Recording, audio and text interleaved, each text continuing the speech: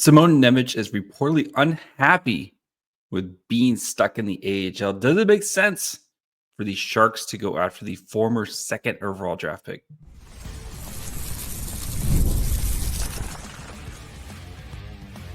You're Locked On Sharks, your daily podcast on the San Jose Sharks, part of the Locked On Podcast Network, your team every day.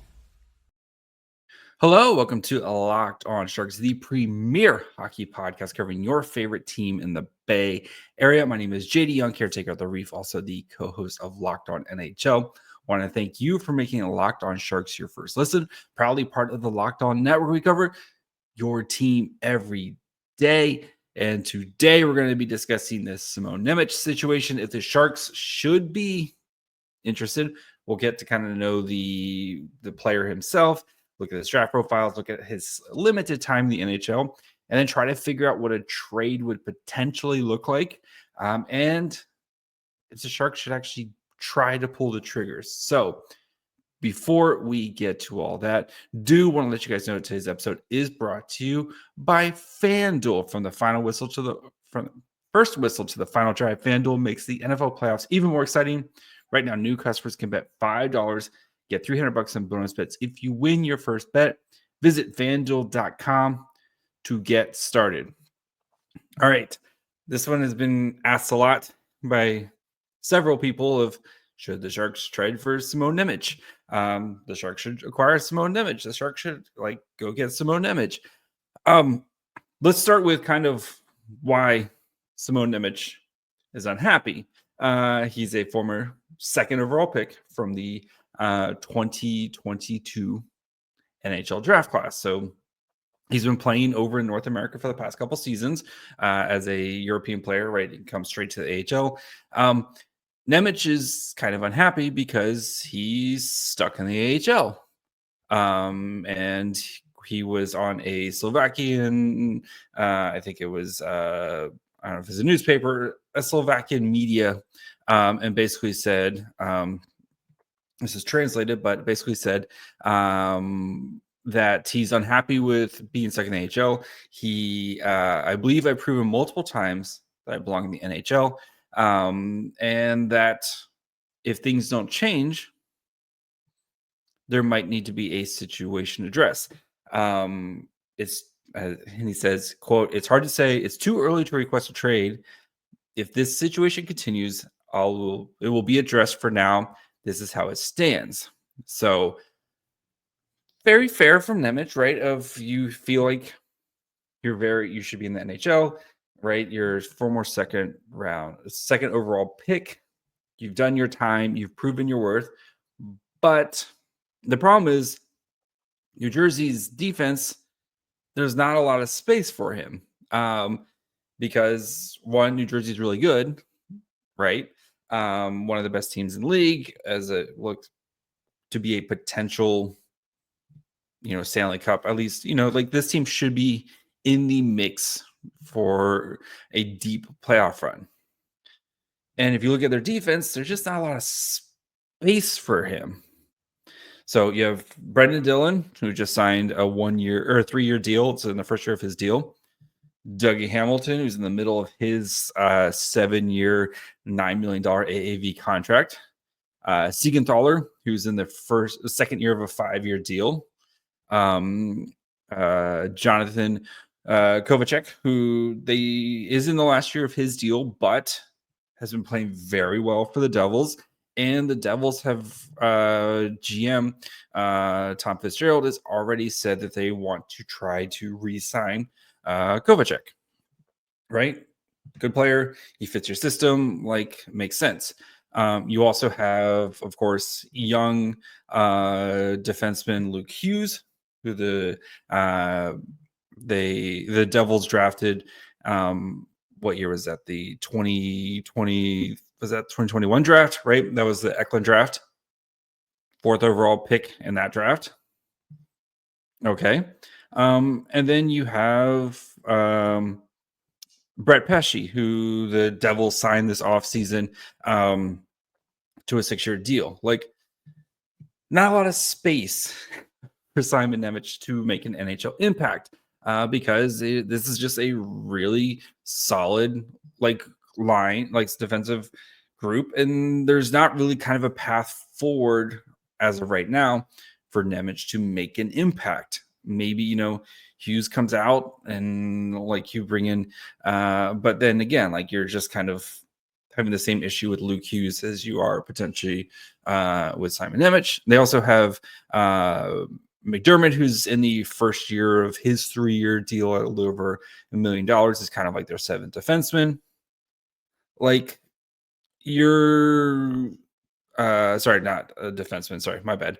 He's played defense, I think, a little bit before. But anyway, there's not really a space for Hughes to get any sort of run. So the Devils have a problem here, and there's a couple ways to go about this, right? You can kind of just try to keep him happy and hope that a solution opens itself up, right? And at some point you're going to need him, and at some point he will get playing time in the NHL.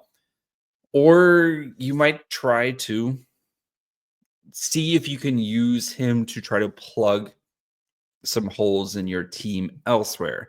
Again, the Devils don't have to do anything at all, right? For a guy who's still got 2 years left on his ELC, and then you own his rights for the next several years. There's if the Devils just want to kind of sit on their hands on this and let this thing kind of play out, they're more than willing to, in their rights, do that. But Sharks fans and a lot of teams right now are also kind of looking at the same thing that we happened with David Jiricek, where young player, maybe not kind of fitting in that situation. Is this a potential opportunity to you to try to get a player who probably should be in the NHL? Realistically, probably should be in the NHL, but still has a kind of a long way to go in his development, and especially, again, the guy who was drafted in the 2022 NHL draft, second overall. This is a very young player who's still working through his development. So we're going to get to kind of the Nemec profile and what potential players are going to be getting, what a potential team would be getting, whether it's the Sharks or whomever, if the Devils decide to trade him. But I do think for the Devils, you might have to make a decision sooner rather than later, because again, this is a Devils team that has cup aspirations this year, right? They went out and they traded for Jacob Markstrom. You've been really kind of building towards this moment. You get Timo Meier a couple of years ago. You re-sign him to a long-term deal. This is a team that does have cup aspirations and has been on a little bit of a slide here. I think they've lost 4. They lost today to Ottawa. They definitely have been on a little bit of a slide. And this is a team that we know is looking for a center. So we'll keep that to try to upgrade the center position going into the trade deadline. But as of right now, the Devils are in the East. They're third in the East with 58 points, 2 behind the Leafs and 9 behind the Caps. One thing is, though, they have played more games than others. They do have the Hurricanes and Panthers right on their tails, both those teams at 57 points. So this is very much a team that, yes, it's a very good team. They have kind of struggled with 2 losses in the last, 2 straight losses here. Could they be looking to try to upgrade their roster today? But you're going to be sacrificing what could be a huge potential piece of your future. And again, a former second overall pick in Simon Nemec. I think that's the big question that they have to try to kind of solve. Because if you do trade Nemec, you should be getting a small haul back and players who could really upgrade your team right now. So we'll get into that trade here in a little bit and what I think the Sharks what it would potentially kind of look like. But let's talk about Simon Nemec, what a team would be getting with him. We'll kind of do the deep dive on Simon Nemec here in just 1 second. From the first whistle to the final drive, FanDuel makes the NFL playoffs even more exciting. Right now, new customers can bet $5 and get $300 on bonus bets. If you win your first bet, that's $300 to keep the action going. FanDuel app is easy to navigate with a variety of bets, keeps each game exciting. Plus, when you win, you get paid instantly. No waiting around for your winnings, whether you're betting your favorite team or just looking to add some extra excitement to the playoffs, FanDuel has got you covered. Just visit FanDuel.com to join today. Get started with $300 on bonus bets. That's FanDuel.com. Make this playoff season unforgettable with FanDuel, the official sportsbook partner of the NFL.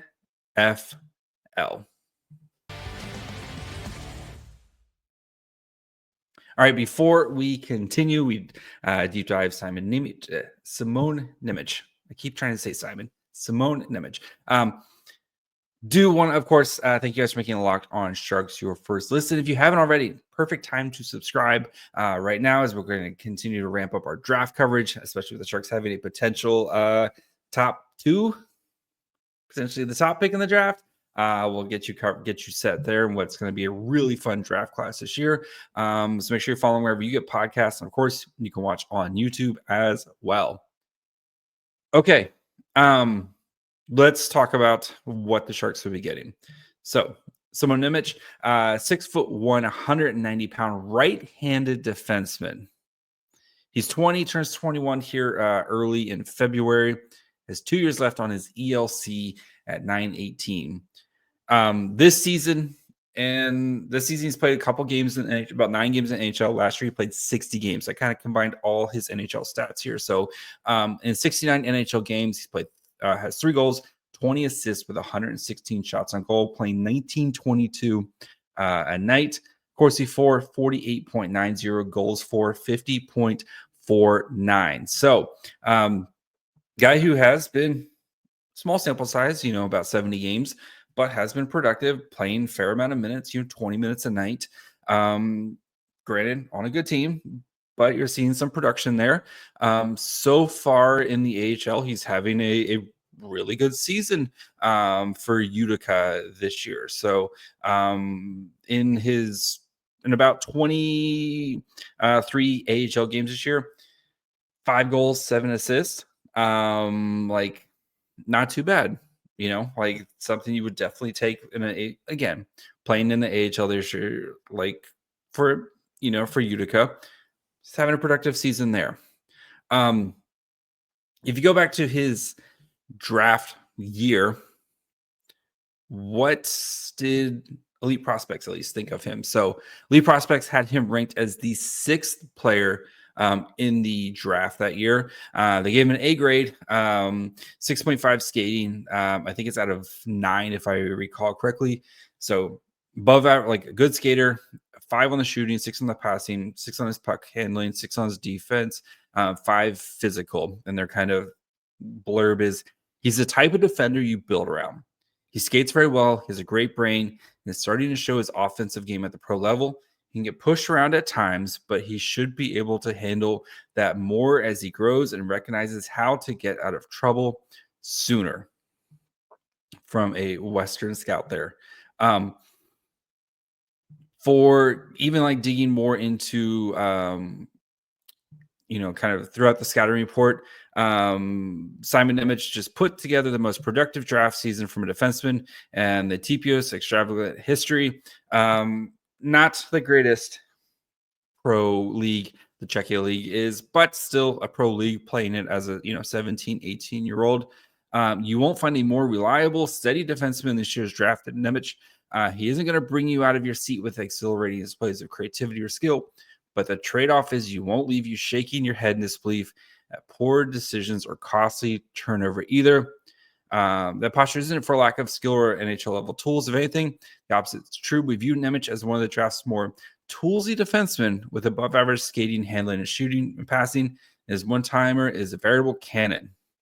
They go on to say, they you don't think like he's not just a stay-at-home defenseman, like he is a solid two-way defenseman. And if you think about the Sharks prospect pool, right, they really don't have that guy on the right side. So, which is why I think a lot of Sharks fans are very interested in a guy like Nemec.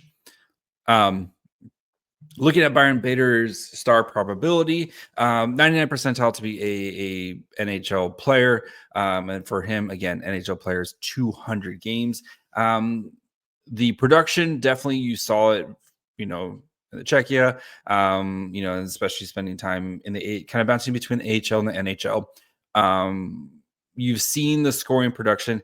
It has dipped a little bit this season so far, and the star probability has dropped. And again, for a defenseman, star probability is a 0.45 career points per game as a defenseman. But still, like, Simon Nemec is well on his way to being a very good offensive producer. Last year, if you're looking at his evolving hockey card, he, again, as a 19-year-old, like 19, turned 20 in February. He's 20 now. He'll turn 21 in February. 56 percentile playing first paired minutes, 70th percentile offensively, 33rd percentile defensively. Didn't get as much power play run, which would kind of make sense. I know Dougie Hamilton was hurt a lot last year, but still, there's just kind of other guys above him in the queue. They're kind of pecking order there. So pretty solid, like, first full season in the NHL. From all three zones, kind of looking at what he excels at, what he needs to work on. He is very good at creating chances, especially kind of chances in the chance assists per 60, rebounds created. Like, he's very good at kind of shooting for the rebound. Does a lot of those things that you want to see well offensively. Struggles in kind of one-timers per 60, which, okay, that's fine. He's good at zone entries. Again, a puck-moving defenseman the Sharks really need more of. His zone entry defense is something that could be need to be desired, but again, 19-year-old defenseman playing a full season in the NHL. Like, those numbers, I think, are just going to get better as he gets bigger, stronger, faster, and kind of gets used to playing the NHL game. He was definitely kind of given average top 4 two-way defensive minutes during his time last season on his usage. Like, he wasn't really sheltered. He kind of got some offensive zone deployment, but not it wasn't like he was sheltered at all. This isn't like a we're just going to throw you out there in only offensive situations and scenarios like that. So watching him, I did get a chance to kind of watch some of his tape today in the AHL, and you see all those tools, right? You see the shot, very hard, powerful shot that he can get off pretty quickly. You see the skating, you see everything there that makes him a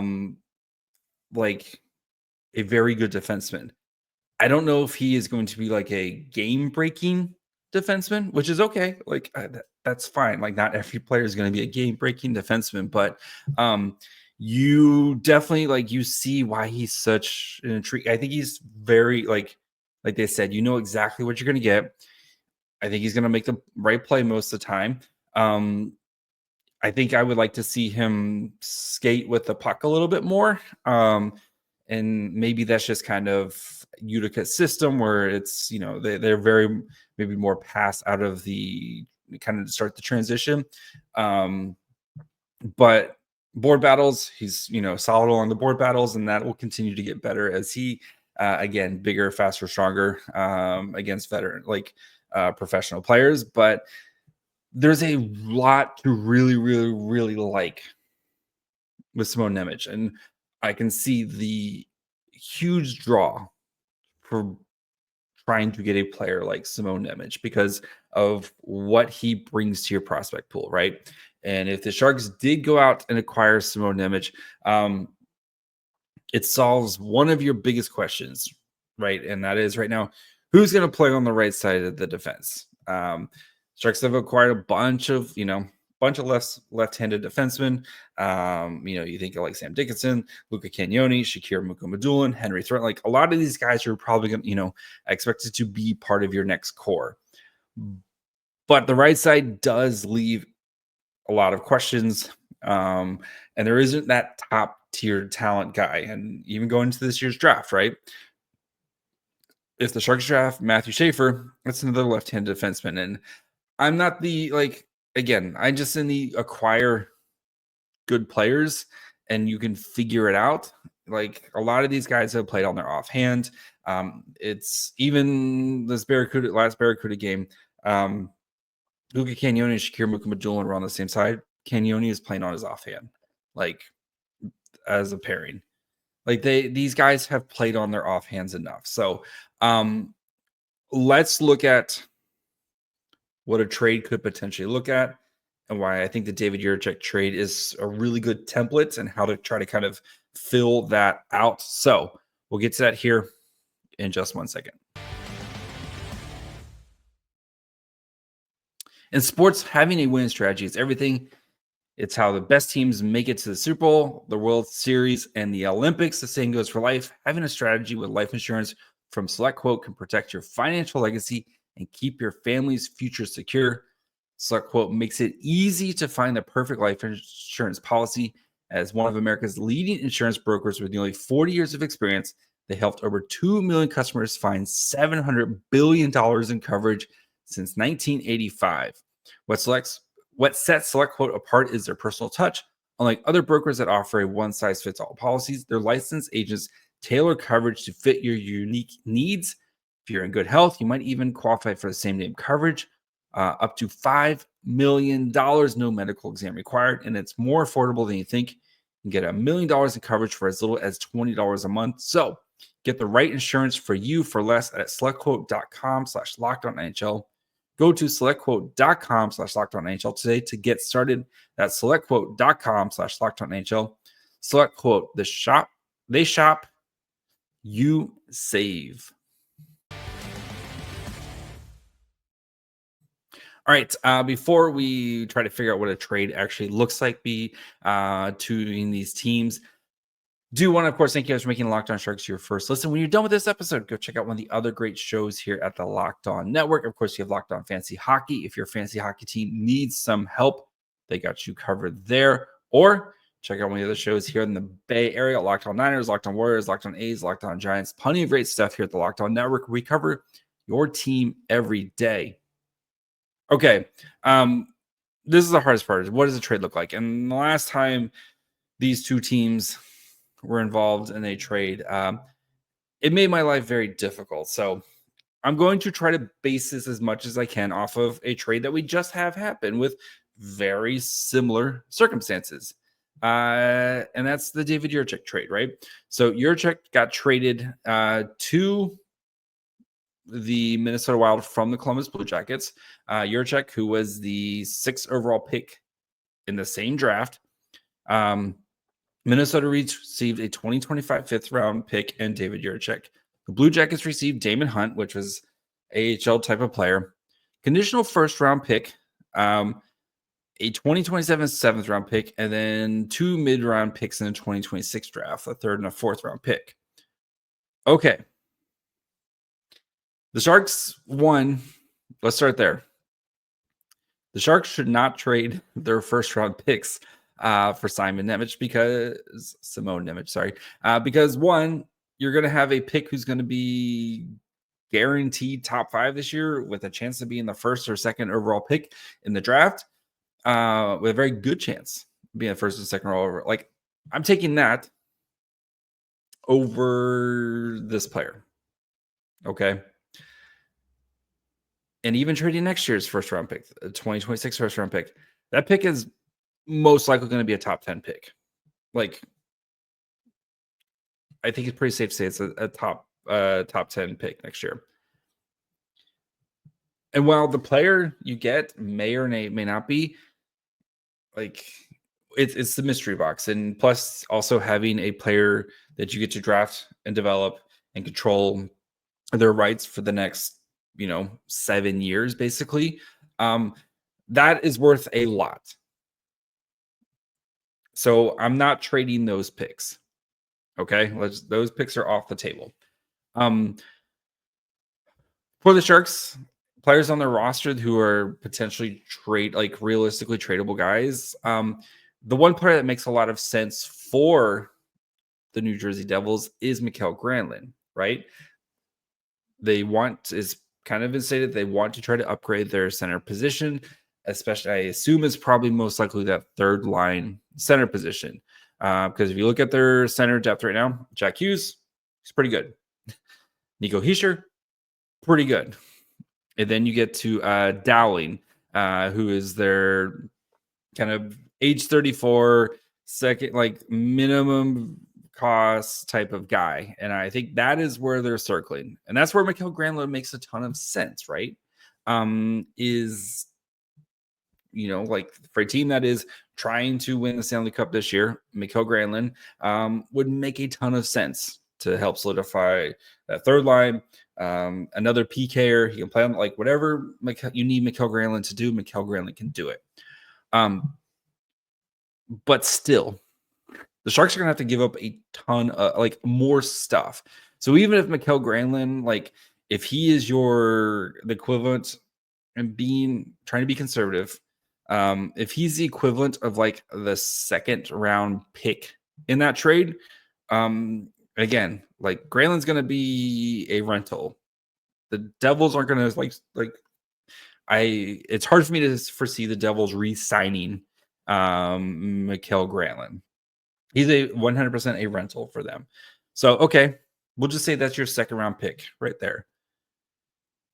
Sharks aren't giving up a first round pick. They do have their own second round pick. Maybe you do that. Or the Sharks are probably going to have to give up the equivalent of a first round pick type of prospect.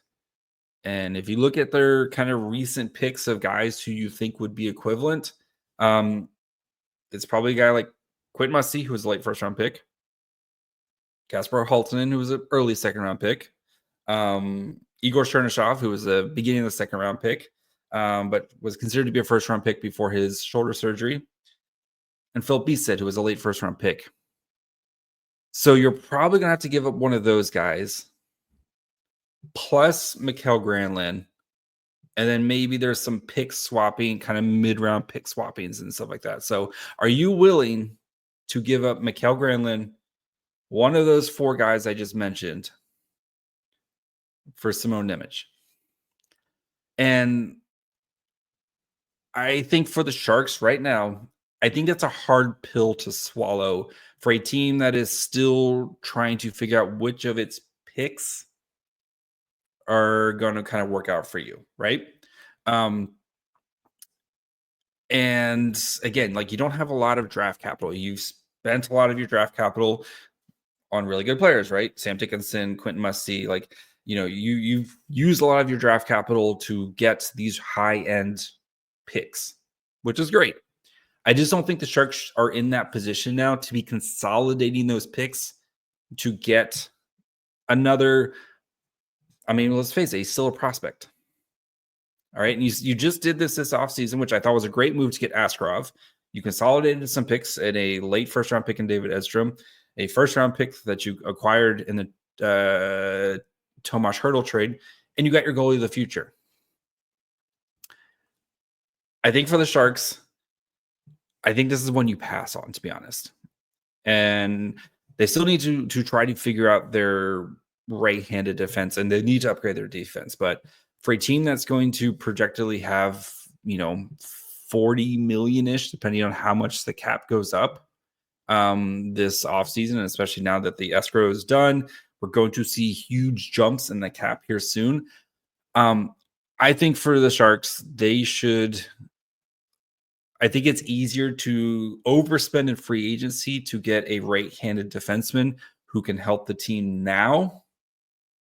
And especially when you have so many cheap contracts on your roster, I would rather do that than spend more draft capital, which I think is a a little bit more precious for the Sharks right now, right? You have a ton of cap space with not a lot of contracts up this offseason. And yes, they're going to have to spend money to upgrade. You're probably going to have to find another, middle six center this offseason. Like, you need to find some defensive help. You're going to have to re-sign Fabian Zetterlund. Like, yes, the Sharks are going to have to spend some of that money, but I think I would rather continue to let the prospects marinate, because I don't want to give up on like any of these prospects right now. And I think as much as like Simon Nemec, I think he's going to be a great defenseman. I just don't think the fit, and I think the cost for the Sharks right now is a little bit too much. So I would pass, especially if you're going to potentially have to give up Granlund, which again, Sharks are probably going to trade Granlund, but giving up one of those picks, one of those prospects, plus maybe another like high-endish pick, like, like a second round pick type of deal. Like, I think that's a little bit rich, and that's not a good use of your resources, especially when you're going to have a abundancy of cap space this offseason, I think, to try to fill some holes in your roster elsewhere. So that's going to be it for me today. We'll be back Monday afternoon after the Bruins game. So we'll break down that game. Then we'll be back on Tuesday. We got a really fun one in Nashville. Probably gonna be a crossover event for that one. So make sure you're following wherever you get podcasts. And of course, you can watch on YouTube as well. Follow the show on Twitter, Facebook, and Instagram at Locked On Sharks. Follow me on Twitter and Blue Sky at My Fry Hole. Until tomorrow afternoon. Bye, friends.